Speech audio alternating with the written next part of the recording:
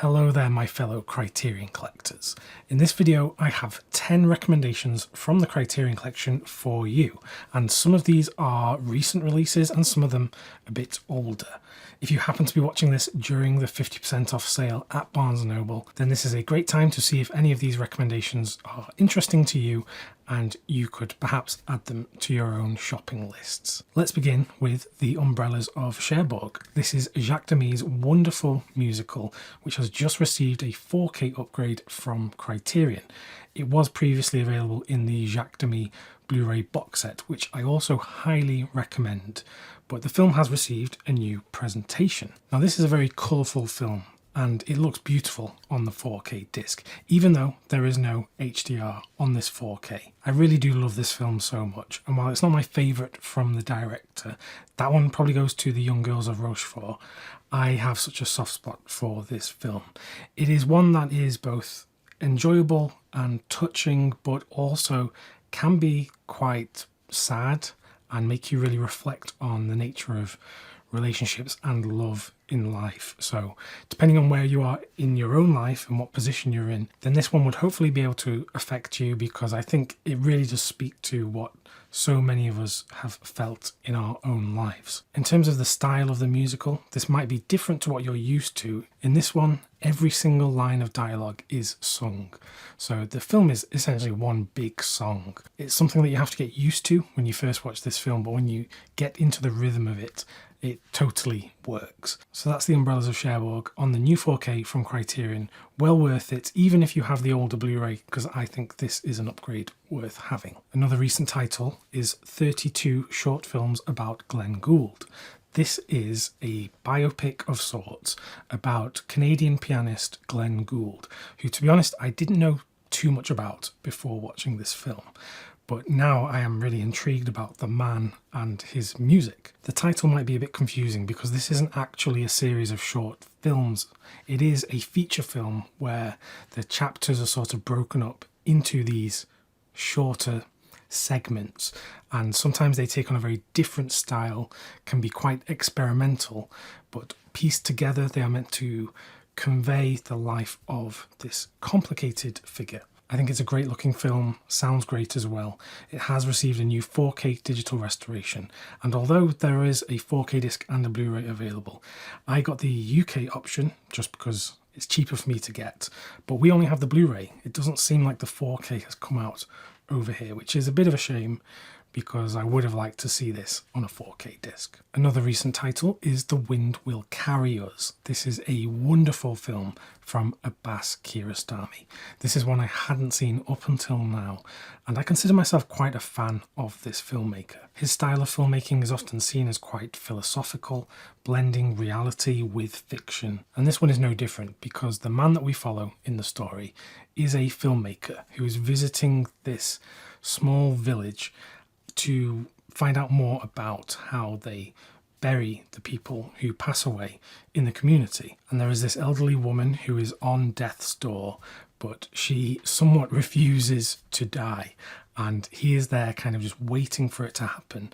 And meanwhile, he is getting to know the people in this community. And it's in this waiting period that we get to reflect. And like I mentioned, philosophy, there's a lot of questions that are asked here, and I find Kiarostami's films so thought-provoking.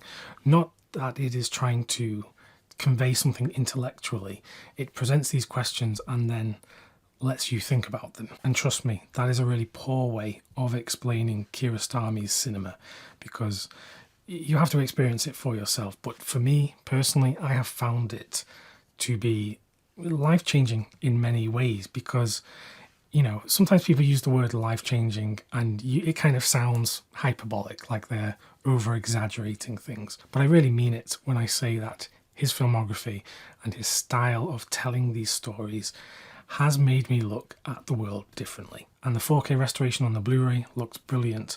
There is a documentary in the special features as well, going into the making of the film. So if you have not yet watched any film from Abbas Kiarostami, please take it on my recommendation to try any of them really, but this would be a good starting place. Now I'd like to recommend Blast of Silence. This is a remarkable film which for a long while had been on a Criterion DVD, which went out of print, was going for a lot of money on eBay, and then they brought it to Blu-ray, and this was a great thing. But what is the film about? Well, this hired killer in New York City is preparing his latest hit, and he is, waiting around for the perfect opportunity to, carry out this killing. And it's in this planning period that we get to understand this character, who is a deeply cynical, dark-spirited guy.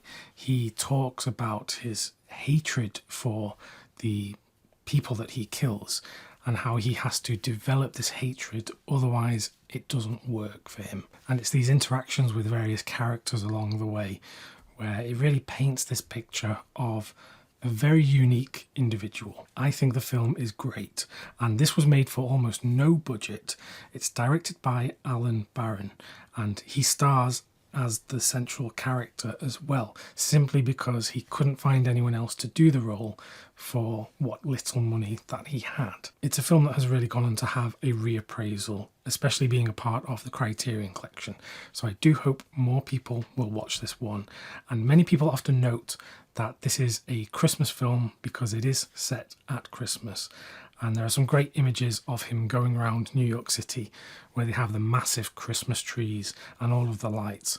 So it can really get you in the Christmas spirit. So one to potentially have for later on this year. Next, let's talk about The Beatles, A Hard Day's Night. This is the film from Richard Lester, and this film was part of Beatlemania. This was a big deal, and it still remains a big deal for me. I find this a really fun, enjoyable film, and of course with an incredibly catchy soundtrack. And I don't think this film lives or dies on whether you like the Beatles. Even if you aren't that particularly interested in their music, you can still find a lot to enjoy in this film. I find the career of Richard Lester really interesting as well, because he made this film and a few other films with the Beatles, and he was a big figure in the British New Wave, because you can see that in this film and how this is inspired by what was going on in other parts of the world, like in the French New Wave, for example. But then in the decades after this, Richard Lester would go on to make films like Superman 2 and Superman 3. So a really interesting career, but I think he's a great filmmaker, and I love this film. It looks great on the 4K as well, and there's a load of special features on here. So highly recommended, especially of course, if you like the Beatles. Now for a film which was one of my absolute favourites the year that it came out. It's The Worst Person in the World. This is a Norwegian film from Joachim Trier, and I was really excited to rewatch this because he has a new film coming out which got a load of great reviews when it was shown at film festivals. So I'm eagerly anticipating his new film. But this one, The Worst Person in the World, speaks to me on so many different levels. We follow this young woman who, at the start of the film, she's training to become a doctor, but then she realises this isn't the path she wants to be on in life. So she changes course and wants to do photography, and all the while she is trying to sustain this relationship with her boyfriend. And while all of this is going on, she meets this other man, and this complicates things a great deal. The reason it resonates so much with me is because of this idea of not really feeling confident in the path you are on in life, which is something I've felt, for pretty much all of my adult life. And that's the power of cinema sometimes, because you put on a film and you maybe aren't expecting it to hit you in that way, and then you feel like it's speaking directly to you at the right moment. And I had that experience watching this film when it came out at the cinema, and I love it so much. All of the elements here work for me. It has a great script, brilliant direction, I love the actors, and the film just looks great. And it makes me want to visit Norway as well, because that's somewhere I've never been, and after watching this, that has firmly been placed on my list of places I want to go. And I won't spoil anything about this film if you're planning to watch it, but there is a scene towards the end of the film between two characters, and the nature of that conversation will probably speak directly to you as well, because it's to do with, let's say, some of the things that we're interested in on this channel. You'll know what I mean when you see it. Now for a film that's widely considered one of the greatest films of all time. It's The Battle of Algiers from director Gillo Pontecorvo. The film takes us into the heart of the fight for Algerian independence from the French, and this was made just a few years later after independence was finally achieved. So this was fresh in the minds of people, both in Algeria and also around the world. This was a very powerful film, which many people have said even inspired other such political revolutions around the world. It is shot in such a way that it feels like you're watching the real events as they unfolded. And some of this is very hard stuff to watch because you're looking at both sides of this conflict.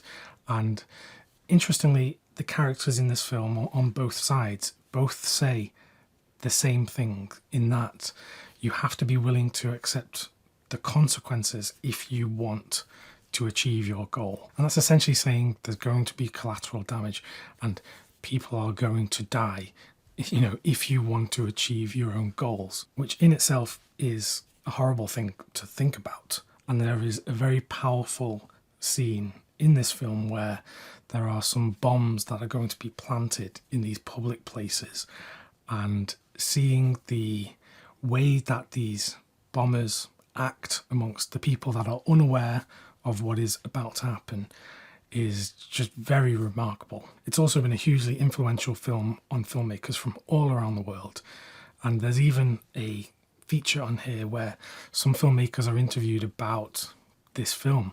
People like Spike Lee, Steven Soderbergh, Mira Nair, Oliver Stone, and Julian Schnabel, I can't remember how you pronounce his name. But yes, wow, it's just one of the greatest films ever. So if you haven't seen this and you want to watch something that is so powerful, I keep using that word, I can't think of a better word right now, but yes, The Battle of Algiers, brilliant cinema. Then we come to The Incredible Shrinking Man.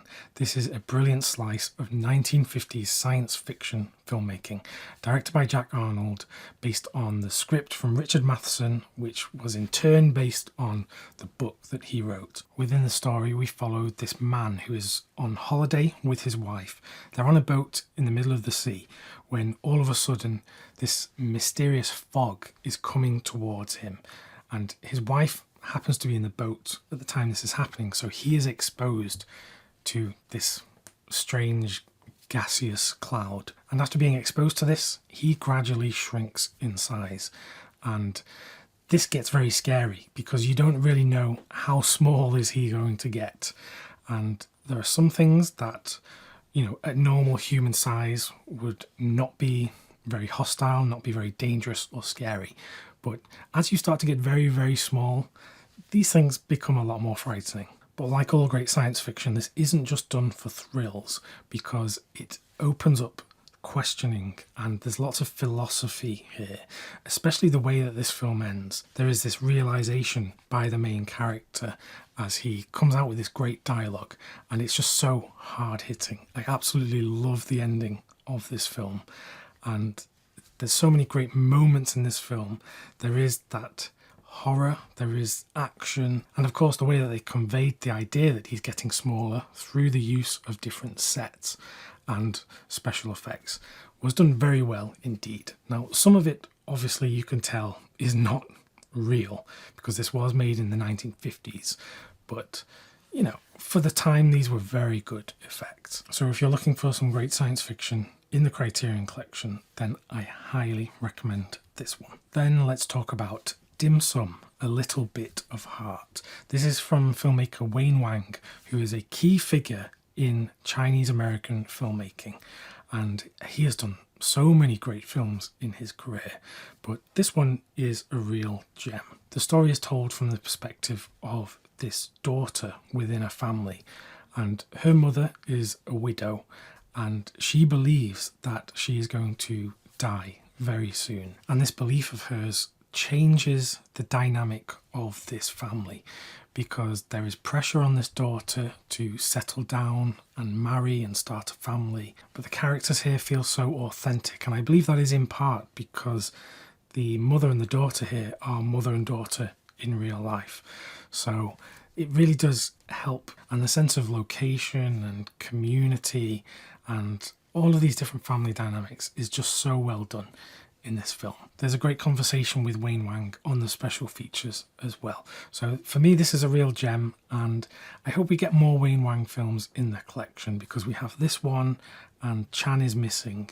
I think those are the only two at the moment, so more would be very welcome. Then we come to The Big Chill. This is from director Lawrence Kasdan, and this is an ensemble film where we follow this group of friends who reconnect after one person in their friend group decides to take their own life.